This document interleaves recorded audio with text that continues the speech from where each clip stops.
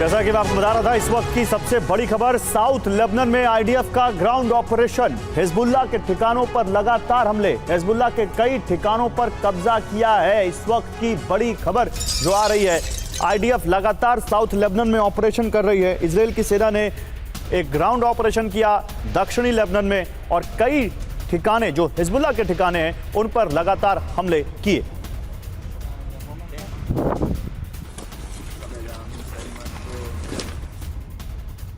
और इजराइल के हमले के बाद डीजल टैंक में आग लग गई। टैंक ब्लास्ट के बाद कई गाड़ियों में आग लग गई। रिहायशी इलाके में इजराइल ने किया है यह हमला।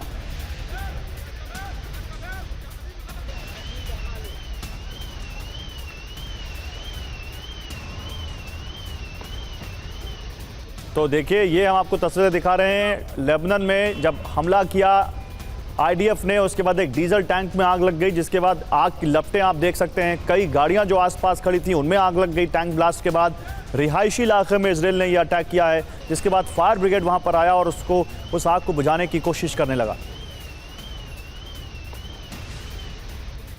और लेबनान के बेका में आईडीएफ ने हमला किया है। बेका घाटी के चर्च पर बड़ा हवाई हमला किया है। चर्च में विस्थापितों को शरण दी गई थी। हमले में कई लोगों के मारे जाने की खबर है। तो बेका में एक चर्च में जहां लोगों को शरण दी गई थी, उसमें विस्थापितों को जहां शरण दी गई थी, उस चर्च पर बड़ा हवाई हमला हुआ है, ये जानकारी आ रही है। आईडीएफ के ऊपर यह आरोप लग रहा है कि उसने चर्च में जहां विस्थापित शरण लिए हुए थे, इस युद्ध के विस्थापित, उस चर्च पर लेबनान के बेका में इजराइल की सेना ने हमला किया और कई लोग उस हमले में मारे गए।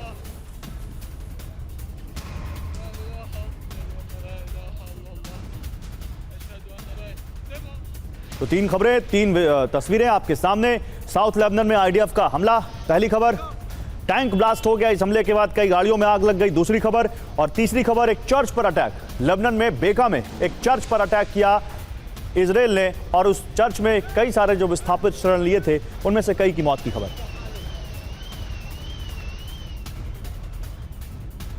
तो लेबनान में महाविध्वंस, तबाही ही तबाही। कहां हमले हो रहे हैं ये देखिए आप। हमले हो रहे हैं बेरूत, तायरे, बेका, अल हौश, सिडोन, मारून, अल रास, इन सब जगहों पर हमले हो रहे हैं। अब टारगेट क्या है? हिजबुल्लाह के ठिकाने हैं। हिजबुल्लाह कमांड सेंटर, हिजबुल्लाह की सुरंग, हथियार डिपो, रॉकेट लॉन्चर सेंटर, ये सब टारगेट है। क्या हुआ? लेबनान के कई शहरों में बड़ी तबाही, हिजबुल्लाह के हथियार डिपो ध्वस्त हो गए। मेरे साथ इस पर बात करने के लिए मेजर जनरल AK सिवाच रक्षा विशेषज्ञ के तौर पर और प्रोफेसर अमिताभ सिंह विदेशी मामलों के जानकार के तौर पर ज्वाइन कर चुके हैं। आप दोनों का बहुत स्वागत है। जनरल सिवाच, शुरुआत आपसे। कहां तक जाता देख रहे हैं आईडीएफ का ये अटैक? ये तो वही हो गया जैसे गाजा में लगातार चल रहा है, वैसे ही लेबनान में भी हो रहा है। देखो गौरव, ये समझना पड़ेगा, अगर दो मिलिट्री एम हैं जो कि इजराइल के, अगर आप देखें लेबनान में, एक तो कहीं ना कहीं हिजबुल्लाह की मिलिट्री कैपेबिलिटी को भी उसने नष्ट करना है, जिस प्रकार से हमास की इतना आसान नहीं है, क्योंकि हमास से 3 से 4 गुना ज़्यादा पावरफुल है जो हिजबुल्लाह। उसके पास हथियार भी ज़्यादा हैं, उसके पास जो लड़ाकू भी ज़्यादा हैं, उसके पास आर्मर्ड ब्रिगेड भी है। और दूसरा सबसे बड़ा मेन एम है कि जो उसके 60 से 70 हज़ार जो इजरायली नॉर्थ इजराइल से पलायन कर गए, क्योंकि उनके ऊपर हमला होता था, इसलिए एक बफर जोन बनाने की जरूरत है सदर्न लेबनान में। अगर उसने बफर जोन बनाना है तो ये ग्राउंड ऑपरेशन सक्सेसफुल करके इसको धकेलना पड़ेगा हिजबुल्लाह को सदर्न लेबनान से सेंट्रल लेबनान के लिए। और ये पहले भी बार बार बात आ रही थी, जब तक इजराइल ग्राउंड अटैक नहीं करेगा, जब तक इनको नष्ट नहीं करेगा, जब तक उसका कम्युनिकेशन सेंटर, उसका कमांड स्ट्रक्चर, उसकी टनल को बर्बाद नहीं करेगा, वो आगे नहीं बढ़ पाएगा। और मुझे लगता है इजराइल ने अपनी स्ट्रैटेजी चेंज की है और इजराइल अब धीरे मगर बढ़ रहा है और लगता है अगले 15-20 दिन के अंदर काफ़ी हद तक वो सदर्न लेबनान से सेंट्रल लेबनान की तरफ जाएगा और उसके अंदर वो सक्सेसफुल है। क्योंकि उसको एक चीज जरूरी समझना पड़ेगा गौरव, अब अमेरिका ने जो प्रकार से इंडिकेशन दी है, जिस प्रकार से ट्रंप की अब गवर्नमेंट आ जाएगी 20 जनवरी से, कहीं ना कहीं लूज रोप मिलेगा इजराइल को, इजराइल के साथ है। मगर यह भी सच्चाई है क्योंकि ट्रंप ने यह कहा कि लड़ाई बंद हो जाएगी, तो कहीं ना कहीं इजराइल को बताया गया है कि 20 जनवरी से पहले जितना कर सकते करो, हथियार आपको दिए जाएंगे और जो आपके एम मिलिट्री एम है, चाहे वो गाजा पट्टी में चाहे वो लेबनान में, उसको पूरा करें। 20 जनवरी में तो अभी 2 महीने से ज्यादा का वक्त है। इन 2 महीनों में इजराइल का एम क्या होगा, इस पर बात करेंगे। बड़ी खबर और है, लेबनान के अल हौश इलाके में अटैक, आईडीएफ के हमले में लेबनान में भारी तबाही। अल हौश इलाके में लेबनान के अटैक किया है यहां पर आईडीएफ ने, और आईडीएफ के इस हमले में भी भारी तबाही मची है।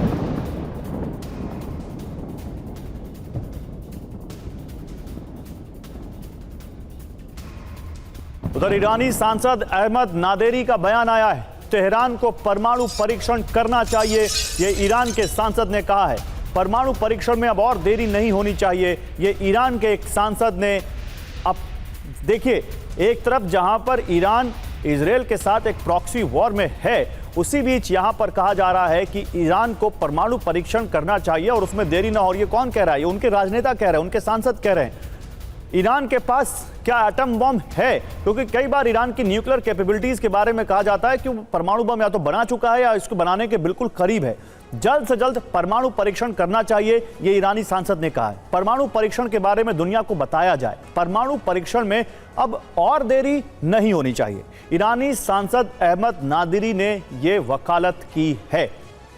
प्रोफेसर सिंह, क्या आपको लगता है कि ये इजराइल ईरान के ऊपर प्रेशर बनाने की टैक्टिक है, या दुनिया को बताने की एक तरीका है दुनिया को बताने का कि ईरान भी अब एक न्यूक्लियर पावर है? क्या इसके इस बयान के पीछे क्या मंशा देखते हैं आप? देखिए, ये बयान जो है बहुत अथॉरिटेटिव आदमी से नहीं आया। ये एक सांसद हैं जो अपने फुटेज के लिए ये सारा कर रहे हैं। IAEA ने बड़े क्लियर शब्दों में बताया है, और अमेरिका इस बात से आश्वस्त है कि 60% से ज़्यादा यूरेनियम एनरिचमेंट का अभी तक ईरान में वो कैपेबिलिटी नहीं है। यानी यूरेनियम एनरिचमेंट अगर 90% हो जाए तब न्यूक्लियर बॉम्ब बन सकता है। तो ये एक गीदड़ भभकी है जो ओकेजनली कोई ना कोई हमेशा देता रहा है, वो उसको इसी तरह से देखा जाना चाहिए। लेकिन एक बात सत्य है कि अगर वो 60% भी यूरेनियम एनरिचमेंट कर चुका है, यानी वो कैपेबल है 90% के यूरेनियम एनरिचमेंट करने के लिए। और इसमें कोई शक नहीं होना चाहिए कि ईरान का एक न्यूक्लियर वेपन्स प्रोग्राम है जिसको वो जल्दी से जल्दी पूरा करना चाहता है। लेकिन कैपेबिलिटी की वजह से और समय कम है, उसकी वजह से शायद वो नहीं कर पा रहा है। और इसके पहले भी जैसा हमने देखा था बराक ओबामा के समय जो डील हुई थी उनके साथ, उसके चलते इन्होंने अपना काफी nuclear weapon programme roll back किया था, सिर्फ सिविलियन न्यूक्लियर पर्पसेस के लिए किया था। और IAEA के इंस्पेक्टर्स इंस्पेक्ट करते थे, सर्टिफाई करते थे। तो कोई ये कह दे कि वो न्यूक्लियर वेपन टेस्ट करना चाहिए, ये संभव नहीं है तेहरान के साथ। लेकिन ये पोटेंशियल कैपेबिलिटी तो है कि वो कर सकता है। लेकिन आने वाले समय में ईरान के साथ ये बहुत बड़ी समस्या नहीं है इजराइल, विज़ावी इजराइल की वो न्यूक्लियर अटैक करेगा इजराइल पे। उसके साथ सबसे बड़ी प्रॉब्लम भी है कि अगर वो अपने आप को असर्टिव नहीं दिखाता है इजराइल के खिलाफ, तो ईरान जो है वो, या ईरान के लोग जो हैं वो कहीं सड़कों पे न उतर जाए और उनमें रिजेंटमेंट न बढ़ जाए। क्योंकि जिस तरह से मूव हो रही है, जिस तरह से लेबनान को हमने देखा किस तरह से नेस्तनाबूद करने की तैयारी हो रही है, उसको भी गजा की तरह बनाने की तैयारी हो रही है, अगला टारगेट ईरान ही हो सकता है। और ईरान अगर होगा और ट्रंप जब राष्ट्रपति के तौर पर शपथ ले लेंगे, तो ईरान के लिए इससे बुरा समय कोई नहीं हो सकता। ठीक है सर, मैं आपको इस बात पे सारी पोटेंशियल चीज इस्तेमाल करना चाहता है अपने आप को एम्पावर करने। ठीक है, इस पर आगे भी बात करेंगे। ट्रंप रिजीम का क्या असर होगा, इस पर भी बात करेंगे। लेकिन अब एक और बड़ी खबर है, इजराइल के ताबड़तोड़ हमले का दावा, हिजबुल्लाह के ठिकानों को बनाया निशाना, उत्तरी सीमा से किए हमलों को किया नाकाम। तो इजराइल के ताबड़तोड़ हमले का दावा, हिजबुल्लाह के ठिकानों को टारगेट किया है, लेकिन उत्तरी सीमा से किए गए हमलों को नाकाम किया है, ये भी कह रहे हैं वो।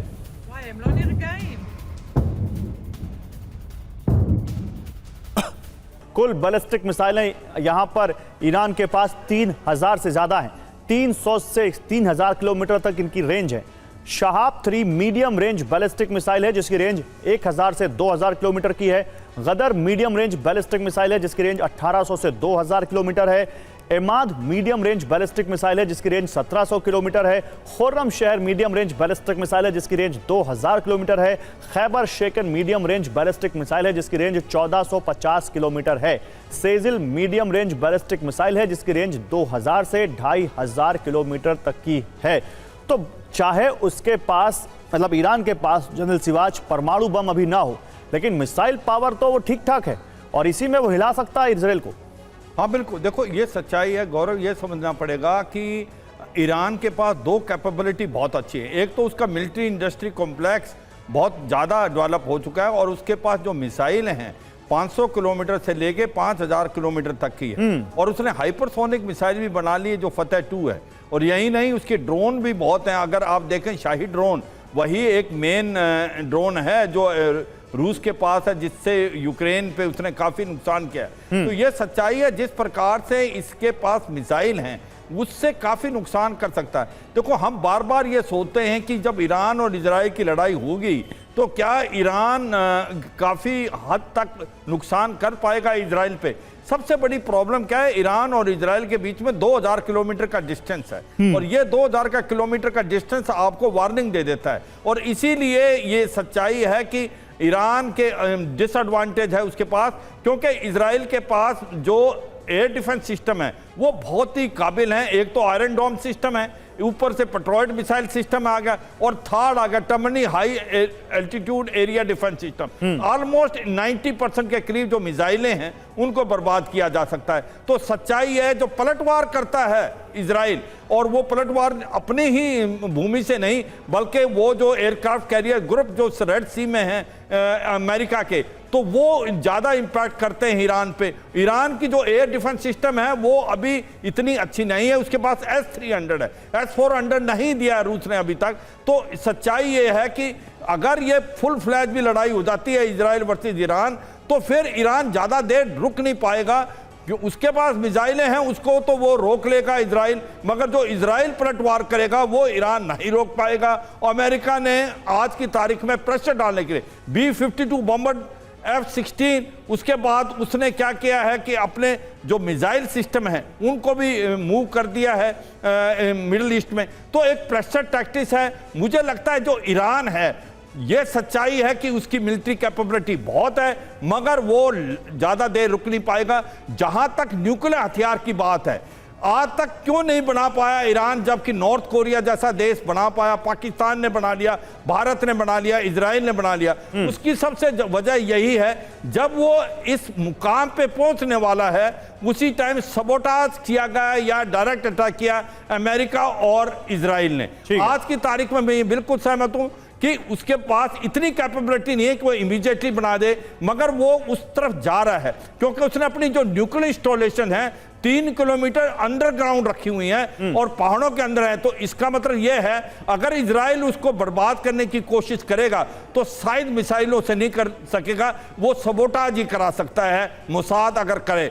वैसे मुझे लगता है जिस प्रकार से ईरान जा रहा है अपने न्यूक्लियर फैसिलिटी के लिए, वो समय दूर नहीं कि वो उसके बाद न्यूक्लियर हथियार हो जाएंगे। ठीक है सर, इस पर आगे बात करेंगे, लेकिन देखिए एक और बड़ी खबर आ रही है जनरल सिवाच। इजराइल के लड़ाकू विमानों ने हमला किया है। उत्तर पूर्वी लेबनान के बालबेक में हमला किया है। हिजबुल्लाह के और कई ठिकानों पर हमले किए हैं इजराइल के लड़ाकू विमानों ने।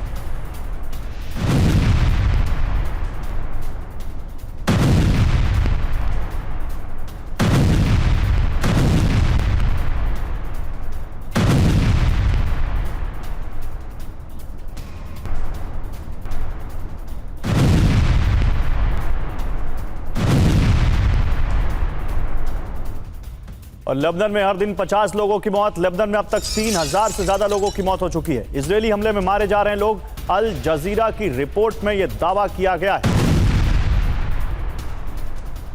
तो लेबनान में अब तक 3000 से ज्यादा लोगों की मौत हो चुकी है इजराइल के हमलों में, यह कहा है अल जजीरा ने। उसकी रिपोर्ट में यह दावा किया गया है।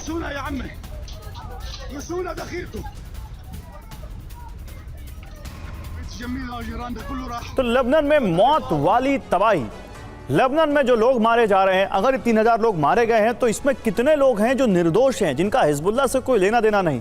अब तक कितनी मौतें हुई हैं और रोजाना कितनी मौतें हो रही हैं, ये देखिए हेल्थ मिनिस्ट्री लेबनान की क्या कह रही है। वो कह रही है अब तक 3150 मौतें हो चुकी हैं, रोजाना 50 लोगों की मौत हो रही है, 600 महिलाएं और 200 बच्चे अभी तक अपनी जान गंवा चुके हैं इजराइल के हमले में, ये हेल्थ मिनिस्ट्री ऑफ लेबनान कह रही है। कुल नुकसान कितना हुआ है? 2000 करोड़ से ज्यादा का नुकसान हो चुका है इजराइल के हमलों में। और खास बात यह है कि सितंबर में सबसे ज्यादा मौत हुई, जब यह हमला अपने शुरुआती चरण में था तब सबसे ज्यादा लेबनान में मौत हुई है।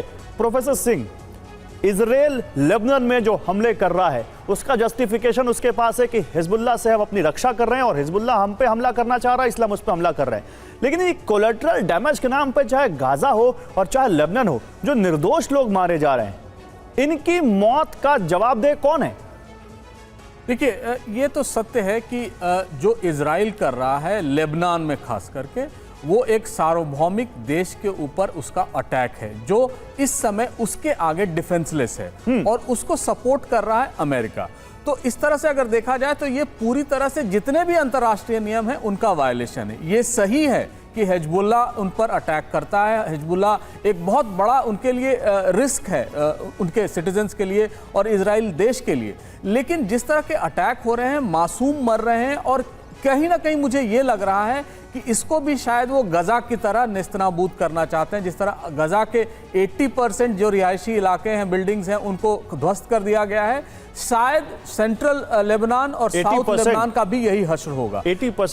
80% गजा के जो है। तो और इसके पहले योआव गलांट जो फॉर्मर डिफेंस मिनिस्टर थे, उन्होंने कहा भी था कि हम उनको पाषाण युग में भेज देंगे, स्टोन एज में भेज देंगे अगर वो इस तरह अटैक करते रहे। देखिए, इजराइल इस समय करना क्या चाह रहा है, एक तो पॉलिटिकल स्ट्रैटेजी उसकी ये है कि ये जो फिलिस्तीन की जो डिमांड है वो उसको पूरी तरह से खत्म कर दिया जाए, क्योंकि एक्सटर्नल पावर जो भी थे, जॉर्डन, इजिप्ट या जितने भी गल्फ स्टेट थे जो चाहते थे कि पैलेस्टीन बने, उनको उसने चुप करा दिया है। अब जो भीतर से डिमांड है वेस्ट बैंक और गजा से, उसको भी वो खत्म करना चाहता है। यानी जितने तरह के प्रतिरोध हैं इजराइल के खिलाफ कि वो पैलेस्टीन को बनने दे, वो उनको खत्म करना चाहता है। और किसी भी तरह से अगले बार वो ये नहीं चाहता है कि फिलिस्तीन का डिमांड गाजा और वेस्ट बैंक से आए। आप लोगों को मार सकते हैं, आप क्या आइडियोलॉजी को मार सकते हैं, क्या विचार को मार सकते हैं? सवाल तो यही है कि क्या फिलिस्तीन की मांग इन हमलों से खत्म हो जाएगी? इस पर बात करेंगे। हमास नाम का संगठन या हिजबुल्लाह नाम के संगठन खत्म हो जाएंगे, संगठन के कार्यकर्ता, संगठन के लड़ाके मर सकते हैं, लेकिन क्या संगठन खत्म हो जाएगा? ये जो टारगेट है इजराइल का, क्या ये पूरा होगा? इस पर बात करेंगे। लेकिन देखिए, हिजबुल्लाह का इजराइल के ठिकानों पर हमला, बड़ी खबर। इजराइल की सीमा से सटे इलाकों को निशाना बनाया है, टारगेट को सेट कर हमला किया है हिजबुल्लाह ने इजराइल में।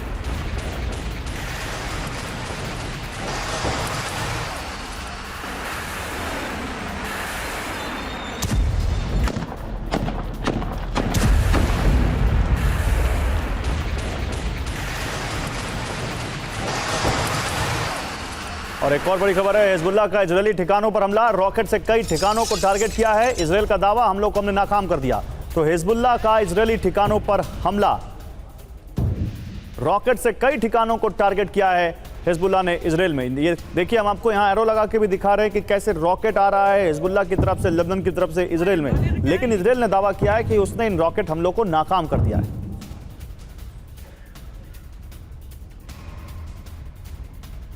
और हिजबुल्लाह का इजरायली इलाकों पर हमला, मिसाइल से तेल अवीव के दक्षिण में हमले किए, मिलिट्री ठिकानों को टारगेट किया। तो देखिए, हिजबुल्लाह भी लगातार इजराइल को अटैक कर रहा है, इजराइल को टारगेट कर रहा है, और मिसाइल से तेल अवीव के दक्षिण में हिजबुल्लाह ने भी हमले किए। तो तीनों आपको खबरें दिखाता हूं, हिजबुल्लाह के हमले से जुड़ी हुई 3 खबरें हैं। हिजबुल्लाह किस तरह से लगातार इजराइल को जवाब दे रहा है, आप इन तीनों खबरों से समझिए। टारगेट को सेट किया पहले हिजबुल्लाह ने, फिर एक के बाद एक दनादन रॉकेट दाग दिए इजराइल की तरफ। दूसरी तरफ इजरायली ठिकानों पर कैसे हमला किया, वो इस दूसरे विजुअल में आप देखिए, कैसे रॉकेट एक एक करके इजराइल की तरफ आ रहे हैं। और लाइटनिंग आपको दिख रही होगी, एक लाइट सी दिख रही होगी जो तेजी से आगे बढ़ रही है। और तीसरी तरफ आप देखिए, तेल अवीव जो इजराइल की राजधानी है, वहां पर कैसे इजराइल के तेल अवीव के साउथ में हमला किया है मिसाइल से। और वहां तक अगर मिसाइल पहुंच रही है तो आप समझिए कि कितना बड़ा थ्रेट है हिजबुल्लाह अभी भी इजराइल के लिए। जनरल सिवाच, इन तीनों अटैक से आपको क्या दिखता है? क्या ये केवल एक रस्मदायगी है या हिजबुल्लाह के पास वो कैपेबिलिटी है कि इजराइल की सेना का जवाब दे सके?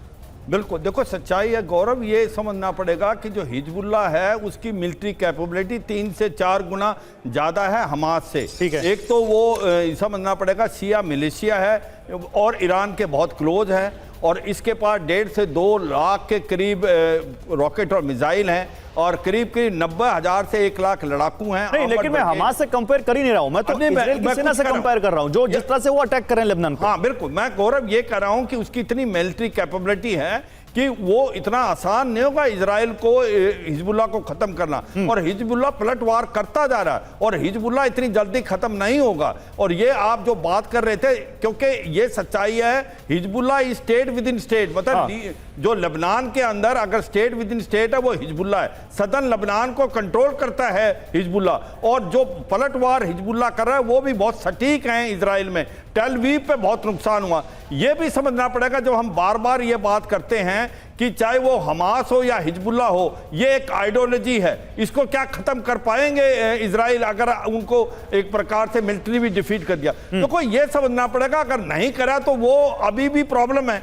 जब तक उसकी मिलिट्री कैपेबिलिटी को आप 70 से 80% जो डिग्रेड कर दोगे तो अगले 10-12 साल तक या 5-7 साल तक तो वो आपके लिए एक प्रकार से थ्रेट नहीं बनेंगे। तो ये सच्चाई है, मिलिट्री ऑपरेशन जो होते हैं उनका मिलिट्री एम यही है कि हो सकता है ये बिल्कुल ना खत्म ना हो, ये आइडियोलॉजी है, मगर इसकी मिलिट्री कैपेबिलिटी आपको खत्म करनी पड़ेगी। अगर आप हिजबुल्लाह को देखें गौरव, कि जब लड़ाई लड़ रहा था इजराइल हमास पे, तो हिजबुल्लाह ने हमले स्टार्ट कर दिए थे। अगर वो उसके जो 70,000 जो लोग प्लान कर गए हैं नॉर्थ इजराइल से, अगर वो वापस नहीं लेके आता इजराइल, तो नेतन्याहू की जो एक प्रकार डोमेस्टिक पॉलिटिक्स है वो उसको फेंक देगी। क्योंकि ये सच्चाई है, ये अभी मिलिट्री रिक्वायरमेंट है कि हिजबुल्लाह को धकेलना, सदर्न लेबनान से सेंट्रल लेबनान तक ग्राउंड ऑपरेशन करना, इसकी मिलिट्री कैपेबिलिटी को डिक्लेयर करना काम आसान नहीं है, क्योंकि हिजबुल्लाह एक पोटेंट एनिमी है और ईरान। फिर वो इजरायली क्या जो आसान काम करे सर, वो इजरायली क्या जिसकी एजेंसी की का लोहा पूरी दुनिया मानती है। देखिए, एक बड़ी खबर मैं दिखाना चाहता हूं और ये ट्रंप की जीत से जुड़ी हुई खबर है। ट्रंप की जीत के बाद कतर का बड़ा फैसला, हमास अधिकारियों को कतर छोड़ने का आदेश दिया गया है। अमेरिका के कहने पर हमास कमांडर्स को देश छोड़ने का आदेश दिया गया है। दोहा में हमास की मौजूदगी अब स्वीकार नहीं है, अमेरिका ने कहा है। अमेरिकी अधिकारी के हवाले से रॉयटर्स का दावा है।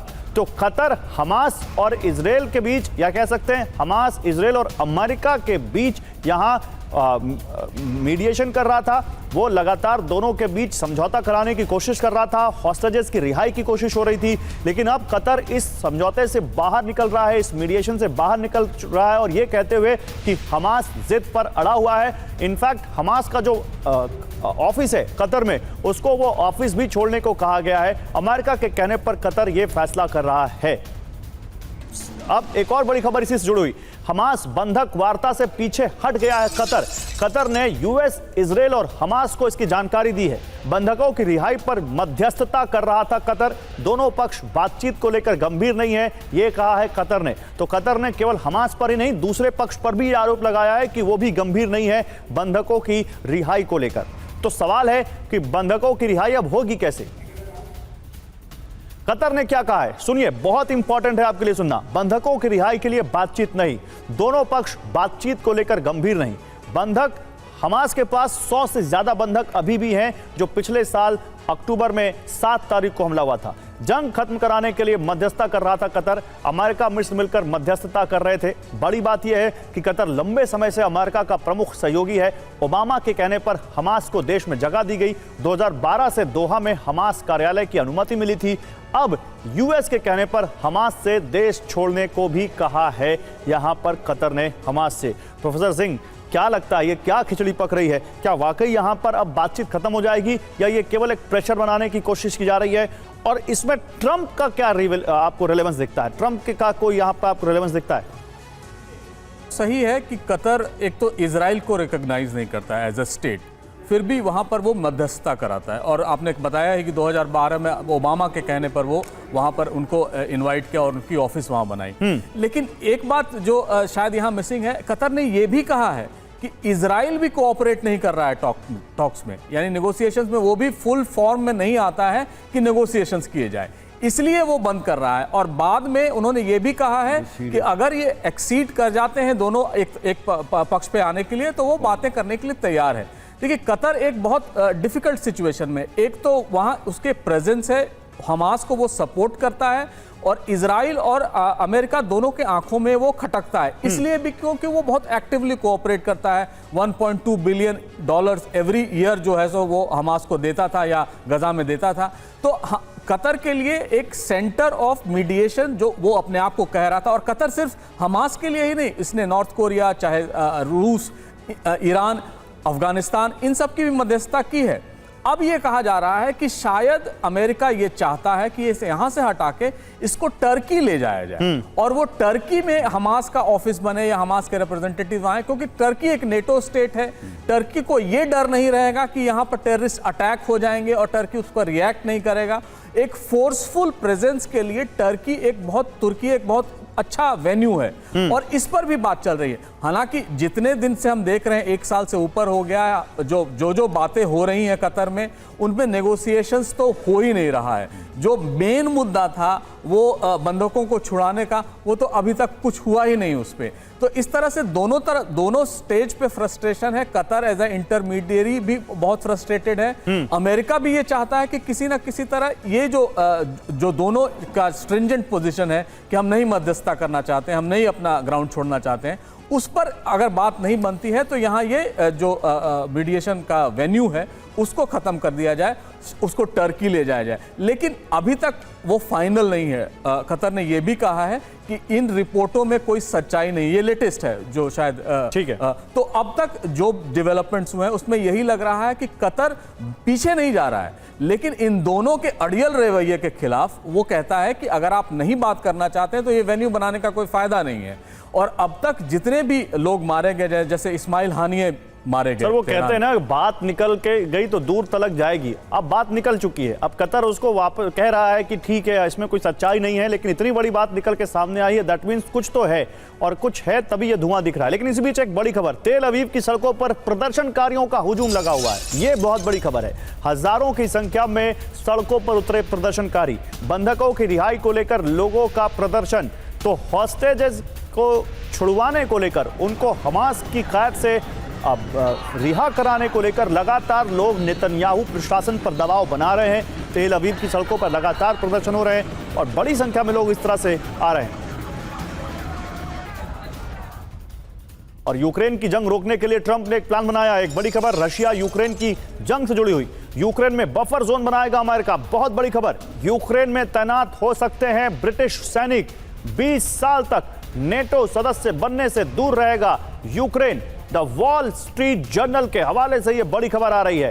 ट्रंप आए और उनका असर ना आए, ये तो हो ही नहीं सकता। ट्रंप अभी 20 जनवरी को ऑफिस में संभालेंगे, लेकिन उससे पहले ही देखिए कैसे ट्रंप ने यूक्रेन और रशिया की वॉर रुकवाने के लिए एक बड़ा प्लान बनाया है।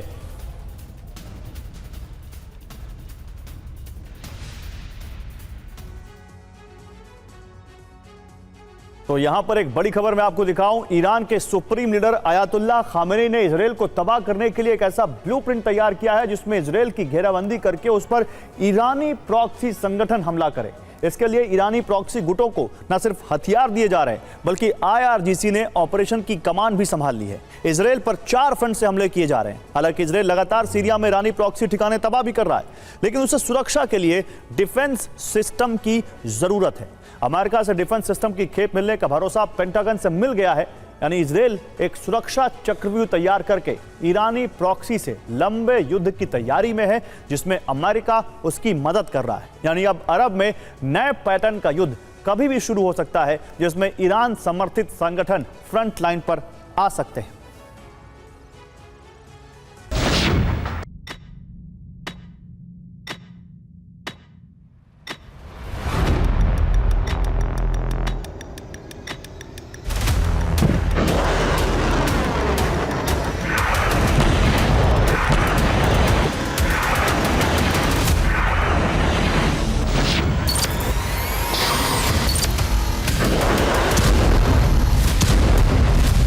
इजराइल बड़े संकट में घिर गया है। हमास लड़ाके गोरिल्ला वार कर रहे हैं।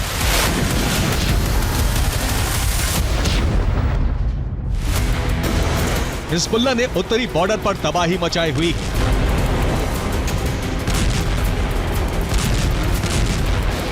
सीरिया से इजराइल पर रॉकेट दागे जा रहे हैं।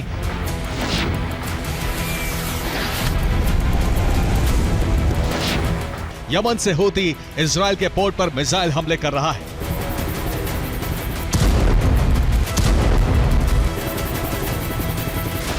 ईरानी प्रॉक्सी संगठन हमलावर हो उठे हैं। इसके पीछे की वजह जान लीजिए।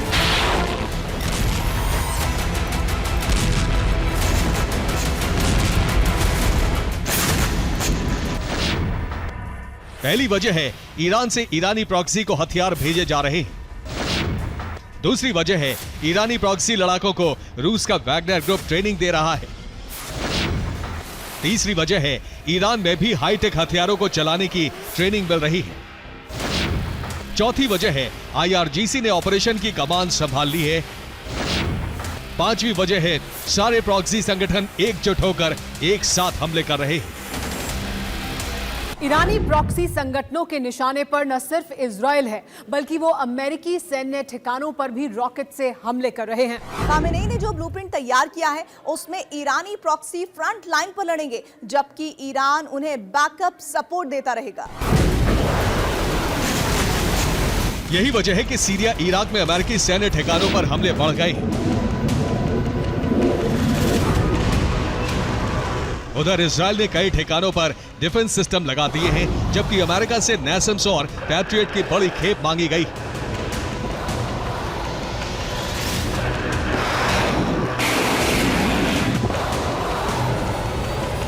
पिछले कुछ वक्त में ईरानी प्रॉक्सी के पैटर्न में बड़ा बदलाव आया है,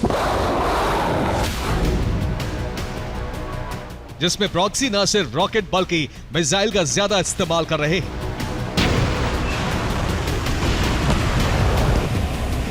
इसके अलावा इजराइल पर हमले के लिए हाइपरसोनिक मिसाइल का इस्तेमाल कर सकते हैं।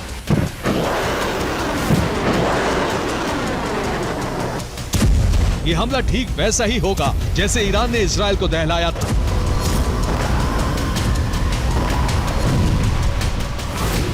मोसाद का इनपुट है कि ईरान ने प्रॉक्सी संगठनों को मिसाइल की बड़ी खेप सप्लाई कर दी है, जिसमें medium range ballistic missile Shahab 1 और शहाब 2 के अलावा फतेह 110 और फतेह 313 शामिल हैं। इसके अलावा जिहाद, जुल्फिकार, इसाद, इमाद, गदर के साथ सेजिल और रिजवान हैं, जबकि क्रूज मिसाइल में या अली, पावेह, नूर, हैदर और आसिफ है।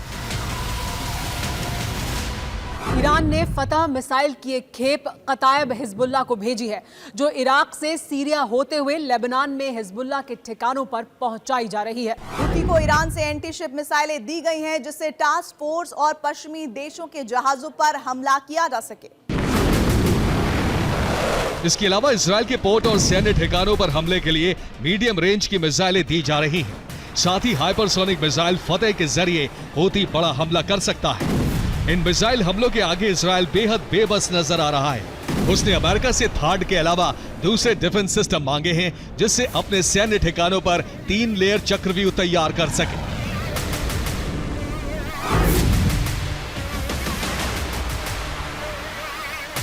ट्रंप के राष्ट्रपति चुने जाने के बाद से अरब को लेकर अमेरिका की रणनीति में बड़ा बदलाव हो सकता है, जिसमें यूक्रेन को भेजे जा रहे हथियार रोककर इजराइल को दिए जा सकते हैं।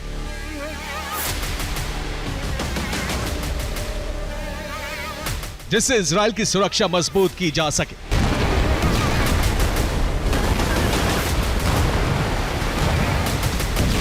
दूसरी तरफ ईरान के पास युद्धपोत तैनात करके अमेरिका उससे धमकाने की तैयारी में है।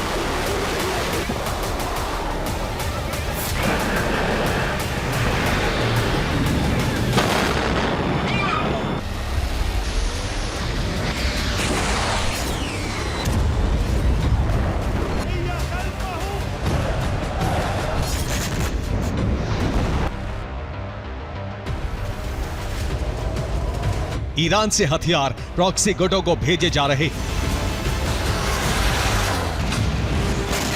जिनके दम पर वो हमले कर रहे हैं।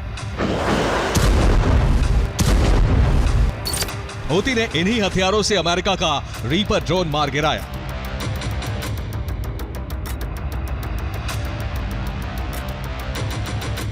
हालांकि कई हथियार ईरान को रूस से मिले हैं, जिनमें S-400 और इस्कंदर मिसाइल शामिल हैं।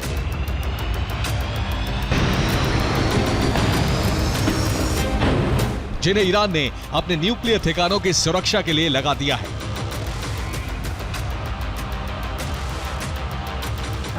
जबकि दूसरी तरफ इजराइल मिसाइल हमलों से डिफेंसिव मोड में आ चुका है। उसने अमेरिका से NASAM पैट्रियट सिस्टम मंगाए हैं, जबकि THAAD पहले ही उससे मिल चुका है। अब पेंटागन ने एक बड़ा फैसला लिया है। इजराइल से यूक्रेन भेजी गई पैट्रियट की बैटरी को वापस इजराइल लाया जाएगा। इसके अलावा इजराइल की सुरक्षा में NASAMS को भी लगाने की तैयारी है।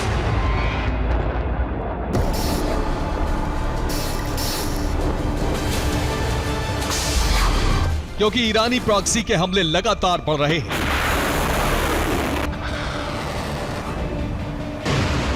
बीती रात यमन से हूती ने इजराइल के नेवाते में एयरबेस पर हाइपरसोनिक मिसाइल से हमला किया, जिससे काफी नुकसान हुआ है। हमला सीरिया में ईरान के साइंटिफिक रिसर्च सेंटर पर हमले का बदला लेने के लिए किया गया। ये उसी हमले का वीडियो है। रात के अंधेरे में यह हमला किया गया।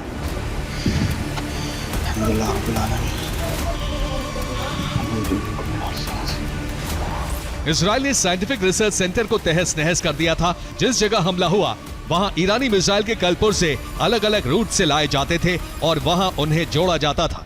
मोसाद के पास खुफिया जानकारी है कि सिर्फ एक ही रिसर्च सेंटर नहीं बल्कि सीरिया में कई ऐसे खुफिया ठिकाने हैं जहां ईरान से लाए हथियार रखे जाते हैं और वहां से उन्हें लेबनान भेजा जाता है।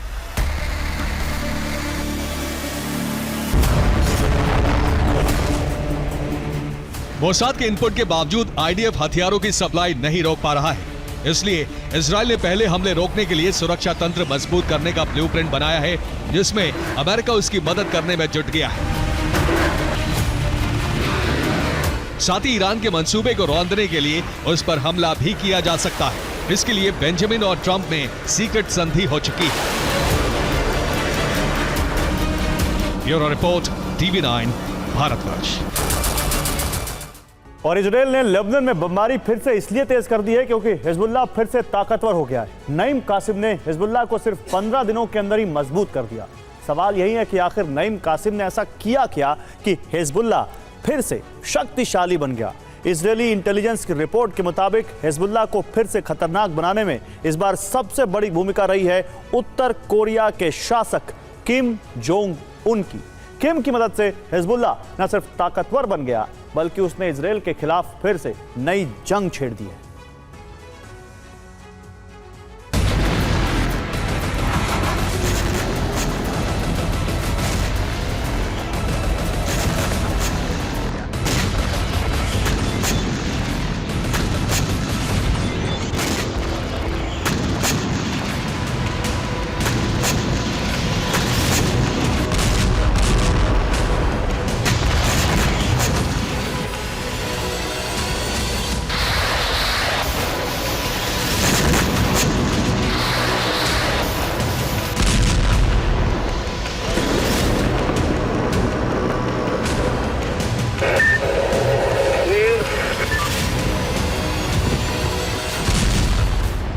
इजराइल के खिलाफ हिजबुल्लाह ने नई जंग छेड़ दी है।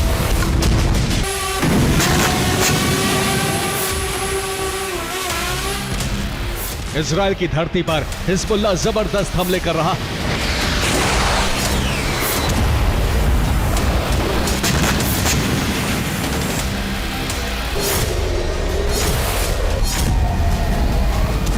जिस हिजबुल्लाह को इजराइल खत्म मान रहा था उसी ने इजराइल को दहलाना शुरू कर दिया है।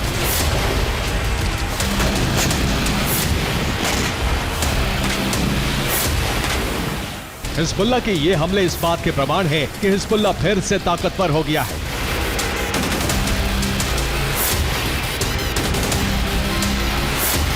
इजराइल ने हिजबुल्लाह के कमांडर, बड़े नेताओं, हथियार डिपो और टनल को खत्म करने का ऐलान किया था। IDF ने कहा था कि हिजबुल्लाह 90% तक समाप्त हो चुका है, लेकिन जैसे ही दुनिया ने हिजबुल्लाह को खत्म समझा, हिजबुल्लाह एक बार फिर खड़ा हो गया।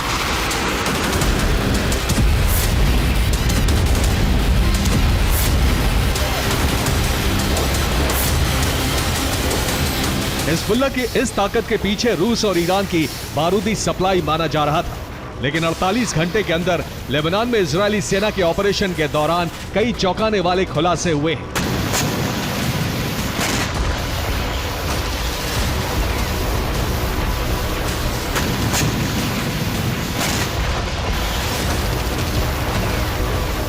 इस खुलासे के मुताबिक हिजबुल्ला को दोबारा शक्तिशाली पुतिन और खामनेई ने नहीं बनाया, बल्कि उससे फिर से उत्तर कोरिया के शासक किम जोंग उन ने खड़ा किया है।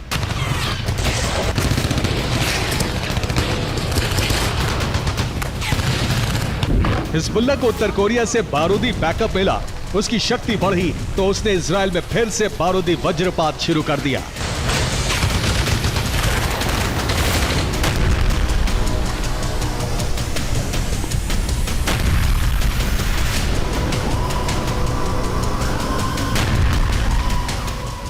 हिजबुल्ला ने इजराइल के कफ्र यासिफ में ड्रोन हमला किया।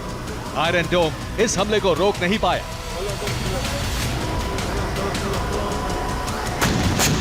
हिजबुल्ला ने कफ्र किला में विस्फोट कर आईडीएफ की टुकड़ी को खत्म कर दिया।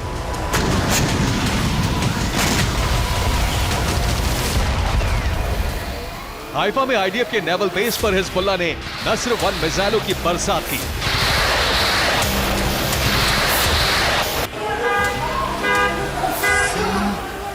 हिजबुल्ला ने इजराइल में 5 बैलिस्टिक मिसाइलें दागी। इजराइल ने 4 को इंटरसेप्ट कर लिया, जबकि एक मिसाइल विस्फोट करने में कामयाब रही। इजराइल के तामरा शहर में हिजबुल्ला के रॉकेट टारगेट को हिट करने में सफल रहे।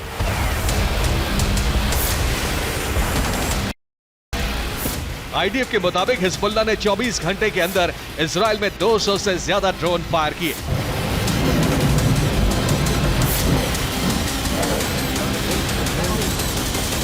हिजबुल्ला ने इजराइल के खिलाफ नई और बड़ी जंग तब छेड़ी जब उत्तर कोरिया ने उसे हथियार, गोला बारूद देकर ताकतवर बना दिया।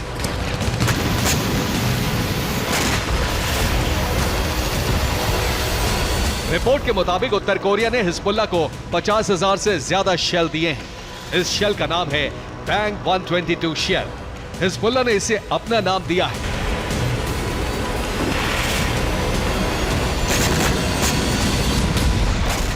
हिजबुल्ला अब बैंग 122 से ही हमले कर रहा है, जिसे इजराइल के एयर डिफेंस सिस्टम इंटरसेप्ट नहीं कर पा रहे।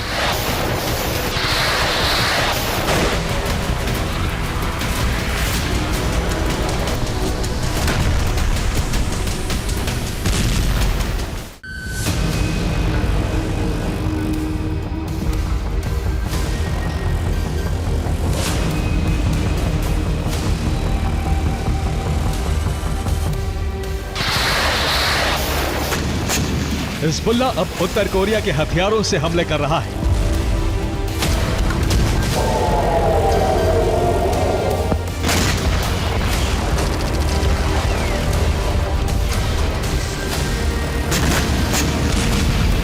इजराइल के सामने मुश्किल यह है कि उसके एयर डिफेंस उत्तर कोरिया के हथियारों को ना तो पकड़ पा रहे हैं और ना ही रोक पा रहे हैं। किम की मदद से हिजबुल्ला न सिर्फ शक्तिशाली हो गया है, बल्कि इजराइल में उसके हमले भी सटीक हो गए हैं।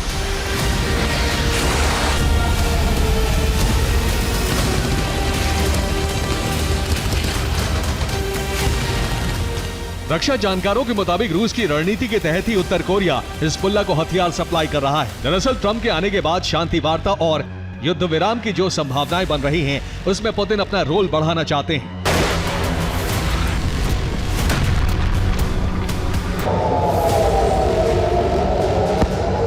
अमेरिका पर दबाव बनाने के लिए पुतिन अमेरिका विरोधी ताकतों को उत्तर कोरिया की मदद से मजबूत कर रहे हैं।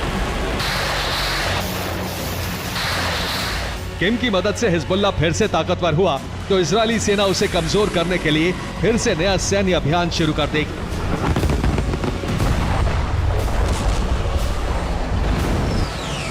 इजरायल अब हिजबुल्ला के उन सुरंगों को ढूंढ रहा है जिसे उत्तर कोरिया की मदद से बनाया गया है।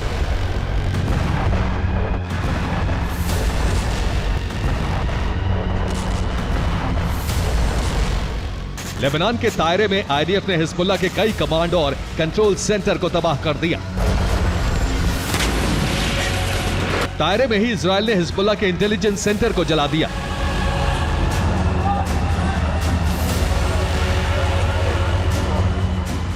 इजरायल की बमबारी में सिर्फ तायरे में ही हिजबुल्ला के 13 लड़ाके मारे गए।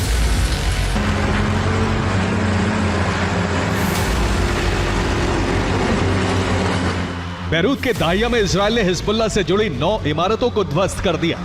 दक्षिणी बैरूत में इजरायल ने एक के बाद एक लगातार 12 बमबारी की।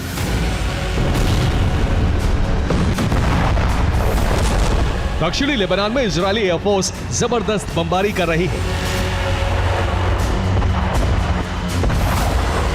माना जा रहा है किम की मदद के कारण इजरायल और हिजबुल्लाह के बीच ये जंग और भड़कने जा रही है। पुतिन और किम जिस तरह से अरब में जंग की आग को भड़का रहे हैं, वो रूस और अमेरिका में महायुद्ध का कारण बन सकता है। Bureau report, TV9 Bharatvarsh.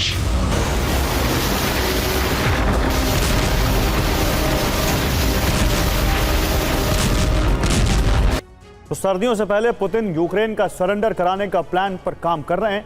इसके लिए सबसे पहले कुर्स्क से यूक्रेनी सैनिकों को खदेड़ने की तैयारी है। उसके साथ ही काले सागर से यूक्रेन का कनेक्शन काटने का भी प्लान है। हमले शुरू हो गए हैं। पुतिन की सेना कीव की तरफ बढ़ रही है। साथ ही कुर्स्क और काले सागर में घेराबंदी करके यूक्रेनी सैनिकों का आत्मसमर्पण कराया जा सकता है। और इसके लिए क्रेमलिन ने एक समय सीमा तय की है, यानी ज़ेलेंस्की के पास ज्यादा वक्त नहीं है। अगर अमेरिका के हथियार नहीं मिले तो यूक्रेन पर रूस का कब्जा कभी भी हो सकता है।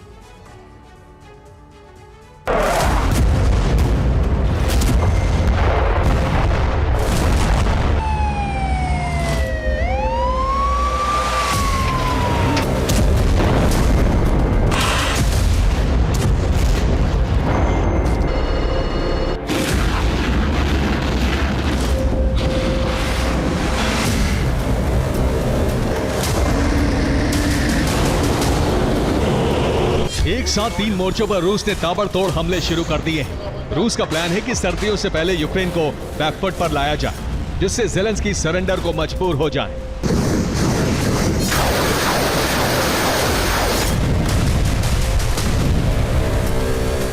ओडेसा पोर्ट पर तबाही,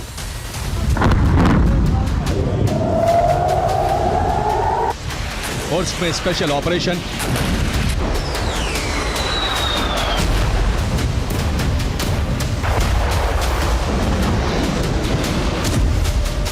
काला सागर में रूस की घेराबंदी।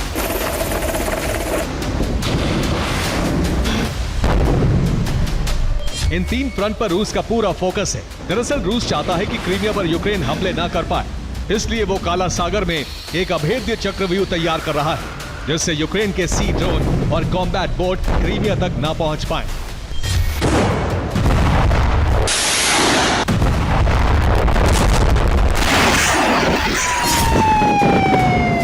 इसके अलावा ओडेसा पर हमला करके रूस काला सागर से लिंक पोर्ट को पूरी तरह तबाह कर देगा, जिससे काला सागर से यूक्रेन का कनेक्शन पूरी तरह से खत्म हो जाए।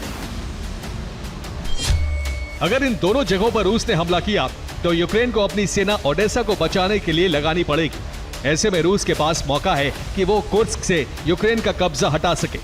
यूक्रेनी सैनिकों को खदेड़ने का ऑपरेशन शुरू हो चुका है और इसे खत्म करने के लिए सर्दियों से पहले का टारगेट रखा गया है, यानी रूस कम वक्त में यूक्रेन पर बड़ा हमला करने वाला है। हालांकि रूस ने लगातार तीसरे दिन ओडेसा पर हमला करके अपने ऑपरेशन का पहला चरण खत्म कर दिया है।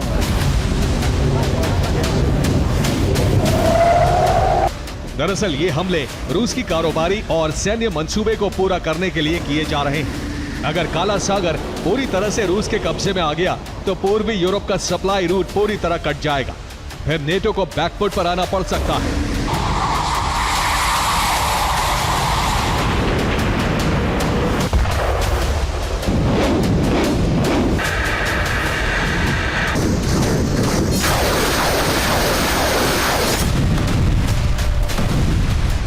इसी तरह के हमले यूक्रेन में जगह जगह किए जा रहे हैं, जिससे ज़ेलेंस्की घबराकर सरेंडर कर दे।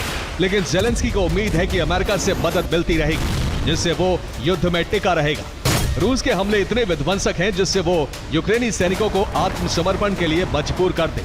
इस तस्वीर को देखिए, तुर्की से यूक्रेन को मिला TB2 पूरी तरह ध्वस्त हो गया।